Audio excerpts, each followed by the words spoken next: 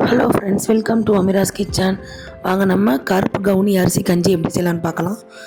நான் எப்படி செய்வேன்னா, இந்த அரிசியை நைட்டே ஊற போட்டுருவேன். கழுவிட்டு இந்த அரிசியை ஊற போட்டு எடுத்துக்கலாம். நைட்டே ஊற போட்டோம்னா காலையில் கஞ்சி வச்சுக்கலாம். நம்ம இது உடனே நுணுக்கி செஞ்சு குக்கரில் வேக விட்டோம்னா பொங்கி ஊற்றிடும். அது சத்துக்கள் எல்லாமே போயிடும்.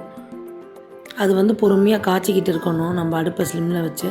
நான் எப்போயுமே நைட்டு ஊற வச்சு இந்த மாதிரி செஞ்சோம்னா கஞ்சி நல்லாயிருக்கும். நீங்களும் இதே மாதிரி செஞ்சு பாருங்கள். கருப்பு கவுனி அரிசி கஞ்சி ரொம்பவே நல்லது உடம்புக்கு. நைட்டு ஊற வச்ச 1 கிளாஸ் அரிசியை தண்ணியை வடிச்சிட்டு நம்ம 5 கிளாஸ் தண்ணி ஊற்றி வேக விட்டுக்கலாம். 1 கிளாஸ் அரிசிக்கு 5 கிளாஸ் தண்ணி. இது மாதிரி மலம் பூண்டை உரித்து எடுத்துக்கலாம். அப்படியே ஒரு 20 பல்லளவு வந்துச்சு, அப்படியே போட்டேன். கொதி வந்தோடனே தான் போடணும். கொஞ்சம் ஜீரகம், கொஞ்சம் உப்பு போட்டு குக்கரை மூடி போட்டு ஒரு 7லேருந்து 8 விசில் விட்டு எடுத்துக்கலாம். பருப்பு மத்தில் நல்லா கடைஞ்சி வச்சுருக்கேன். அரை மூடி தேங்காய் பால் எடுத்து வச்சுருக்கேன், அதை ஊற்றிடலாம். இதை நல்லா கலக்கி விட்டு லைட்டாக கொதி வந்தோடனே அடுப்பை ஆஃப் பண்ணிடலாங்க. அவ்வளோதான் ஃப்ரெண்ட்ஸ், கருப்பு கவுனி அரிசி கஞ்சி ரெடி. இது மாதிரி செஞ்சு கொடுத்தீங்கன்னா உங்கள் குழந்தைங்க கண்டிப்பாக குடிப்பாங்க. இது ரொம்பவே சூப்பு மாதிரி இருக்கும், கஞ்சி மாதிரி இருக்காது. இந்த வீடியோ பிடிச்சிருந்தால் லைக் பண்ணுங்கள்.